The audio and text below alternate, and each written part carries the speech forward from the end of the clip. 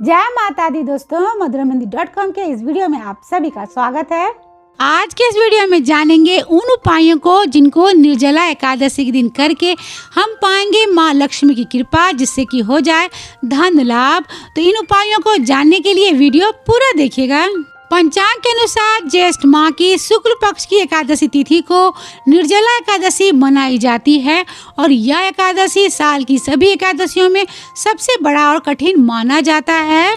धार्मिक मान्यता है कि जो भी मनुष्य निर्जला एकादशी का व्रत विधिवत और श्रद्धा भाव से रखता है तो उसे जीवन मृत्यु के बंधन से मुक्ति मिलने के साथ ही मोक्ष की प्राप्ति होती है।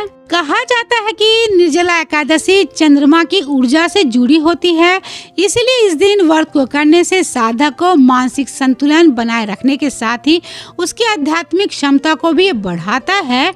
यही कारण है कि यह दिन गुरु और भगवान विष्णु को मजबूत करने के साथ ही यह ग्रहों को संतुलन रखने में सहायता करता है।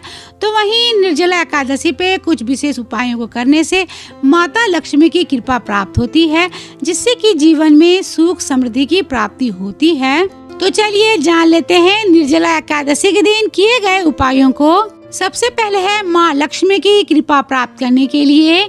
मान्यता अनुसार माँ लक्ष्मी की कृपा पाने के लिए भगवान विष्णु की प्रसन्नता भी आवश्यक होता है, इसलिए माँ लक्ष्मी की कृपा प्राप्त करने के लिए निर्जला एकादशी के पावन दिन भगवान विष्णु को तुलसी की मंजरी को जरूर अर्पित करना चाहिए, जिससे कि भगवान विष्णु की कृपा बरसने के साथ ही माँ लक्ष्मी का भी घर में आगमन होता रहे।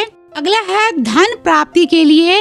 निर्जला एकादशी की रात्रि में साफ स्वच्छ वस्त्र को धारण करके भगवान विष्णु और माँ लक्ष्मी के समक्ष बैठें और एक पीले कपड़े में चांदी का एक सिक्का, अगर ये संभव ना हो सके तो एक साधारण सिक्का और एक हल्दी गांठ को रखकर ओम नमो भगवते वासुदेवाय मंत्र का 108 बार जप करके इस पोटली को भगवान के चरणों में रात भर के रख दें और अगली सुबह पूजा करने के पश्चात इसे तिजोरी या फिर धन रखने के स्थान पर रखें, लेकिन ध्यान रखें कि इस पोटली को छिपा कर रखना है। मान्यता है कि ऐसा करने से धन आकर्षित होने के साथ ही धन की प्राप्ति भी होती है। अगला है घर से वास्तु दोष को दूर करने के लिए। धार्मिक मान्यता है कि तुलसी को साक्षात लक्ष्मी का रूप माना जाता है।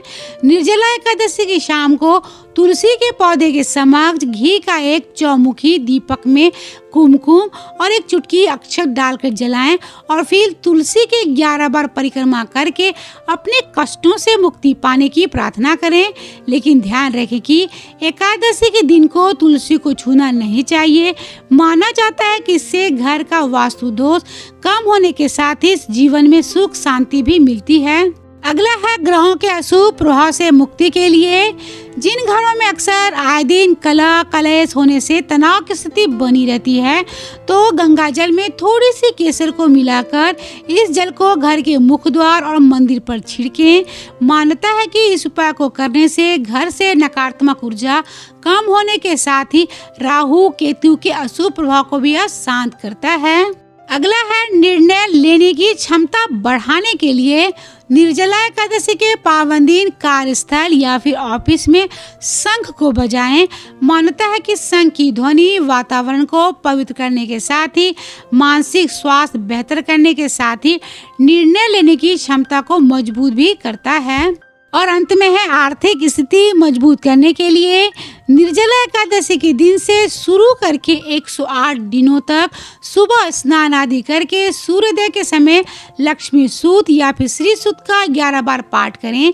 मान्यता है कि इन सूक्तों का पाठ करने से आर्थिक तंगी दूर होने के साथ ही आर्थिक स्थिति मजबूत भी होती है। उम्मीद है कि आप सभी को निर्जला एकादशी के उपायों से जुड़ा हुआ यह वीडियो पसंद आया होगा, तो इसे लाइक करें, शेयर करें और कमेंट बॉक्स में जय श्री कृष्ण जरूर लिखें। अभी के लिए बस इतना ही, लेकिन चैनल को सब्सक्राइब जरूर कर लीजिएगा, जिससे कि आप सभी को ऐसे ही उपायों से जुड़े हुए वीडियो देखने को मिलती रहे।